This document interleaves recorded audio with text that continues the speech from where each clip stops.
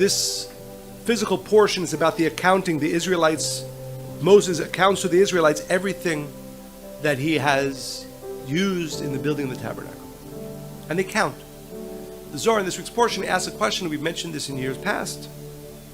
Kabbalistically we know, you're not supposed to count. When you count, you limit. And the Zohar says the following. Because this, if you can understand the Zohar's answer here, again, this will give us the consciousness to really be able to live who we are. Tochazi, come and see. Mishkana da kaima b'chushbana. This week's portion and the Mishkan was counted. Everything was accounted for.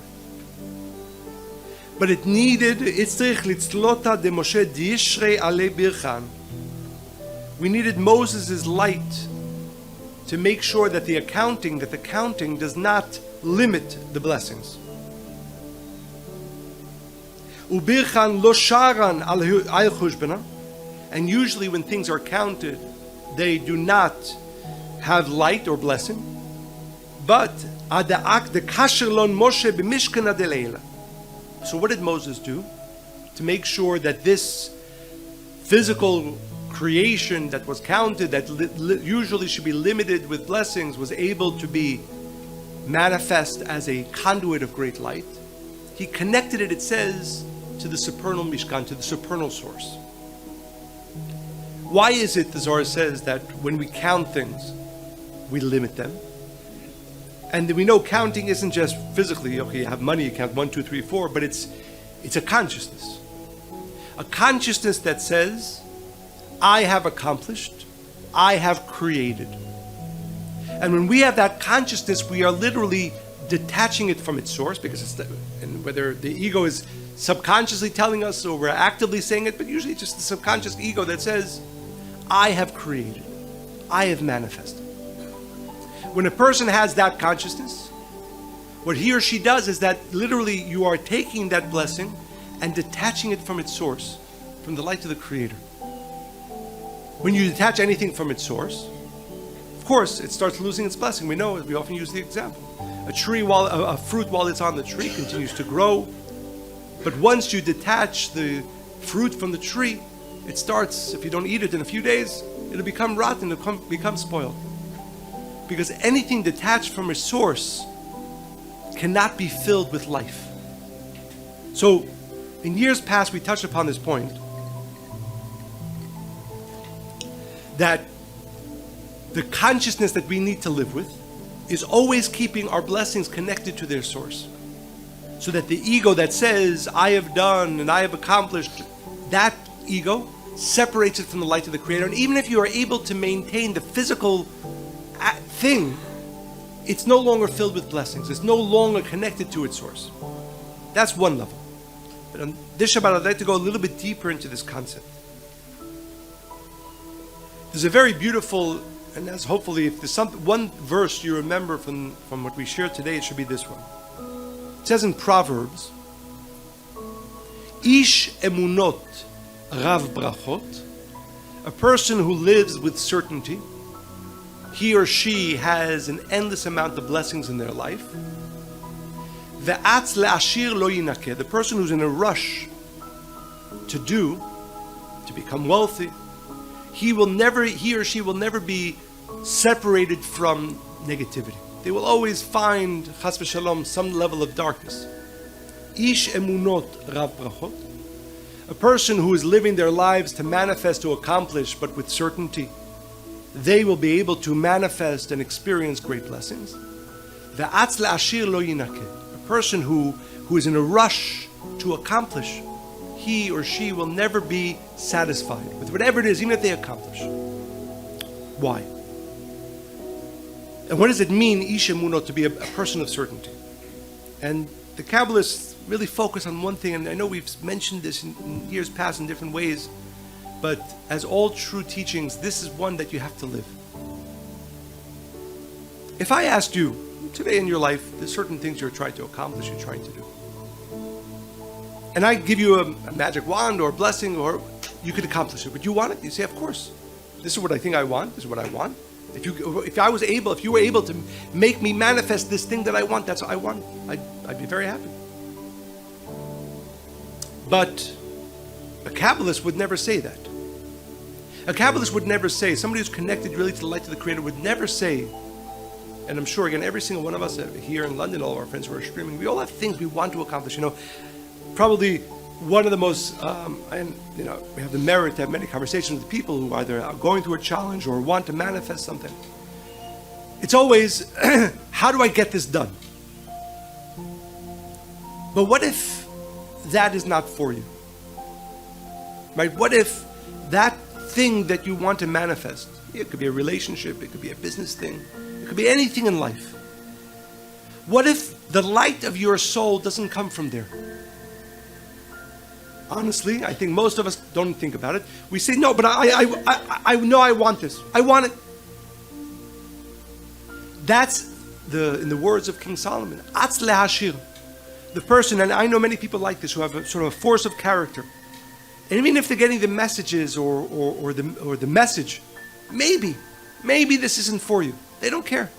Their desire is so strong to manifest that thing. Again, it could be a relationship, it could be a business, it could be in any part of our lives, that they want to manifest. And they even want to use the tools of the Creator to manifest. That's an atz lehashir. By the way, it's possible. And you see this all the time. People who, just by the dint of their spirit, are able to manifest that which is not theirs. But blessings can't come from that.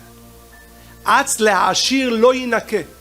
A person who is driven even by good desires but without the thought, and this is the key, the only thing that I want is that which is mine, is that which the Creator knows has sparks of light for me.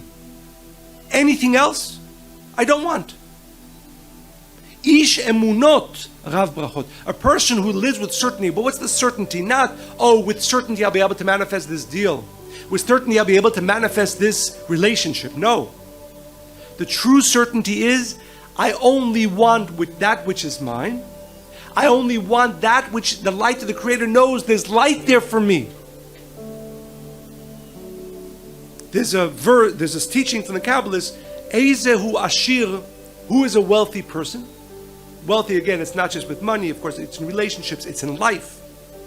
Hasameach bechelko. A person who is happy with their part, with their share. What does it mean? It's a person who lives with the consciousness that I don't want anything that is not mine. Meaning, if I say to you here, there's $1 million on this side of the table, and there's $10 on this side of the table, what do you want? Everybody, right? We're all spiritual people. Yeah, even after we heard this lecture, we're all very spiritual. We're all going to run and say, give me the $1 million. But you have to ask a question before that. Which is mine? Is the $10 mine, or the 10 pounds is mine, or the £1,000,000 is mine? If the £1,000,000 are not mine, I don't want it. Now, this is crazy. Now, let's think about this, right? Let's really try to internalize this. This is not nature, the nature that we have, and even as we said, even spirit, even though we're all very spiritual people, this is not our truth. And that's why we're sometimes unhappy. And that's why sometimes we can manifest, and how many times have I heard these stories from people where they actually manifested something and it made them feel terrible. Ish emunot rav brachot. Do you want to be somebody, and this is really the purpose, who is so overwhelmed and overflowing with blessings all the time? Live with this single consciousness. I only want that which is mine, that which the Creator knows has chiyut, has life force, has blessings for me. I don't want even if it's greater, quote unquote greater, if it's not mine, because I know atz lehashir lo yinakeh. The person who's in a rush to manifest, he or she will never be free of darkness. Because that, let's assume we have on the table here the £1,000,000 and the 10 pounds. If that 10 pounds is mine and that £1,000,000 is mine, if I took that £1,000,000 and put it in my bank account, I will not be happy. Because that is dead money to me.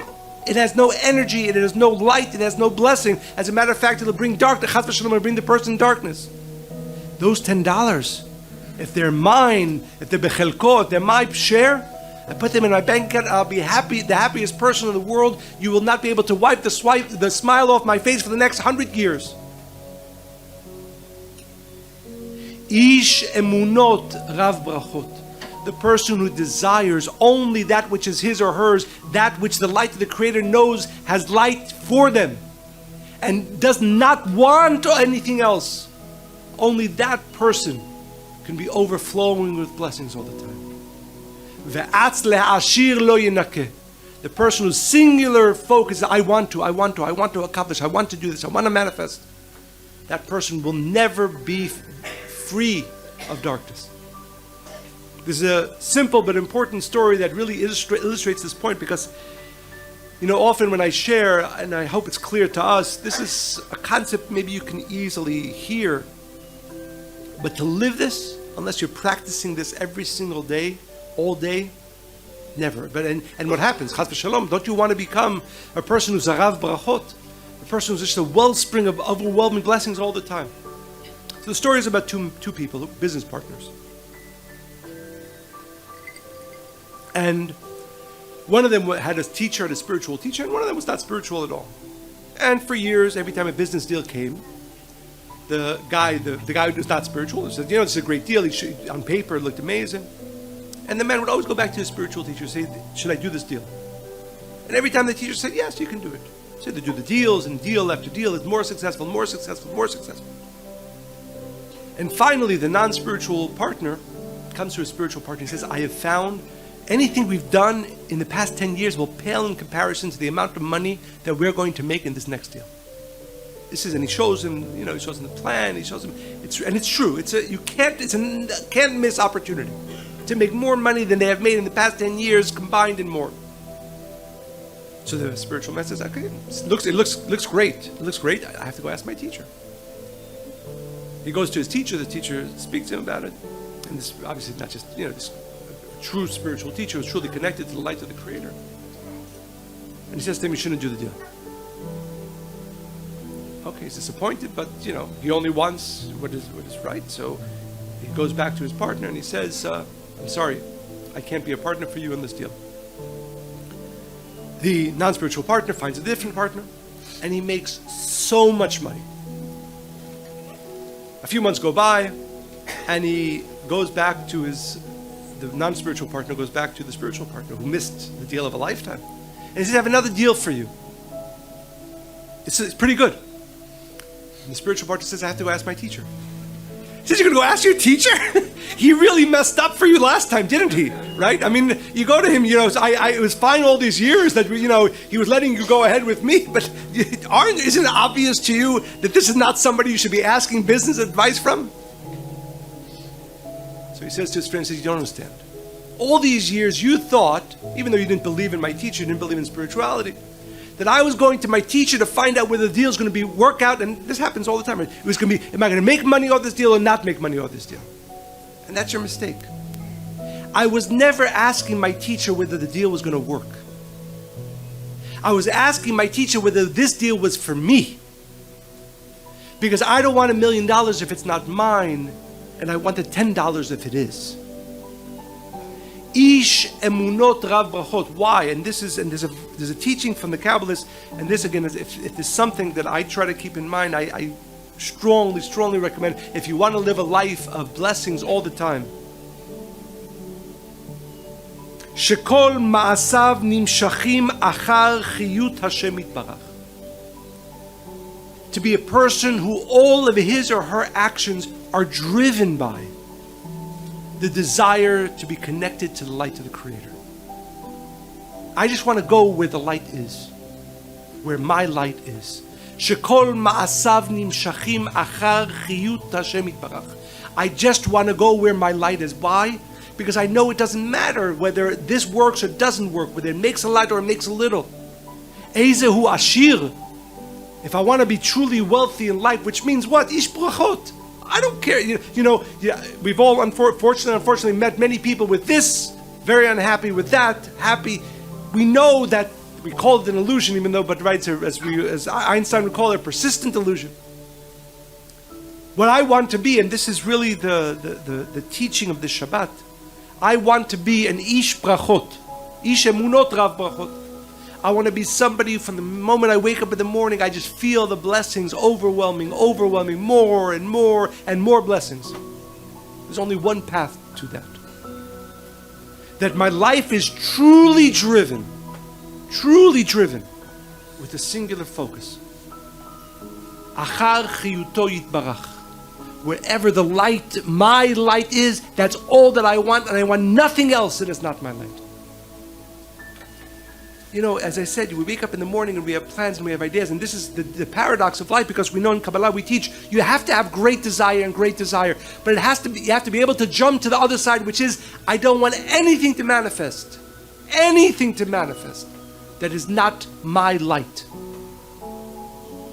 Ish emunot rav brachot, a person who lives with this consciousness, with this certainty that all I want is not quote unquote blessings, as meaning manifesting this relationship or this deal or this thing in my life. My singular focus is liot nimshach achar chiyuto yitbarach. I just want to be driven towards, pulled towards where my light is, where the light of the Creator is. And then, if that is your constant consciousness, then you become an ish emunot rav brachot. You become a person who's living with this consciousness, with this certainty, and overwhelmed with blessings all the time. Shabbat shalom.